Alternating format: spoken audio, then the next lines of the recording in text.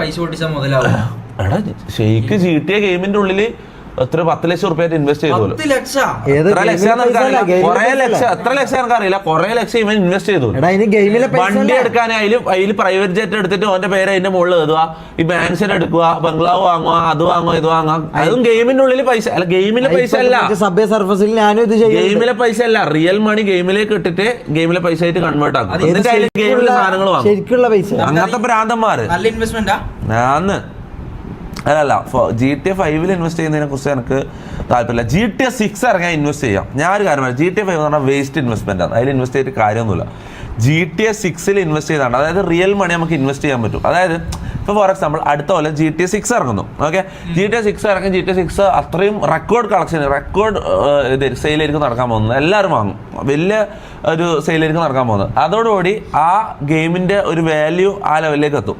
പിന്നെ ആ ഗെയിമിൻ്റെ ഉള്ളിൽ ഓരോ ഈ ഓൺലൈൻ ഇറങ്ങി കഴിയുന്നതോടുകൂടി ആ ഗെയിമിൻ്റെ ഉള്ളിൽ ഓരോ സ്ഥലം വാങ്ങാനും ഓരോ പൈസ കൊടുത്ത് നമുക്ക് സ്ഥലം വാങ്ങാൻ പറ്റും. അല്ലെങ്കിൽ അതിലെന്തെങ്കിലും കോയിൻ ഉണ്ടാവും. ഈ ബിറ്റ് കോയിൻ, നമ്മളെ റിയൽ ലൈഫിൽ ബിറ്റ് കോയിൻ ഉള്ള പോലെ GTA 6 ഉള്ളൊരു കറൻസിയോ കോയിനോ ഉണ്ടാവും. അത് നമ്മൾ വാങ്ങി വെച്ച് കഴിഞ്ഞാൽ അത് സ്റ്റോക്ക് മാർക്കറ്റ് മറ്റേ ഈ ട്രേഡിങ് ഈ പരിപാടിയും ചെയ്യുന്ന പോലെയല്ല, അതിനേക്കാളും വലിയൊരു ഇൻവെസ്റ്റ്മെൻ്റ് ആണെന്ന് ഞാൻ പറയുന്നത്. അതിനേക്കാളും നല്ലൊരു ബിസിനസ്സാണ്, മനസ്സിലായി? അത് കാരണം ഇപ്പോൾ 15 കൊല്ലമായിട്ട് GTA 5 ഇപ്പവും നിറഞ്ഞു നിൽക്കുന്നു, മനസ്സിലായി? അപ്പോൾ GTA 6 ഇനി അങ്ങോട്ടൊരു 50 കൊല്ലത്തേക്ക് അത്രയും മെയിനായിട്ട് നിൽക്കുമായിരിക്കും, മനസ്സിലാവും? അപ്പോൾ അതിൽ എന്തെങ്കിലും സാധനം വാങ്ങാനോ സ്ഥലം വാങ്ങാനോ ഈ കോയിനിൽ ഇൻവെസ്റ്റ് ചെയ്യാനും ചെയ്യുകയാണെങ്കിൽ GTA 6 ഇൻവെസ്റ്റ് ചെയ്യുന്നവർ രക്ഷപ്പെടും. കോടികളെ ബിസിനസ് ആയിരിക്കും. ഞാൻ കാര്യം പറഞ്ഞു, ഇത് ചെറിയൊരു ഗെയിം ഈ ലൊട്ട കേസ് നിങ്ങൾ വിചാരിക്കേണ്ട. GTA 6 ഉള്ളിൽ അസറ്റ്സ് വാങ്ങുന്നത് ഭയങ്കര ഒരു സംഭവമായിരിക്കും.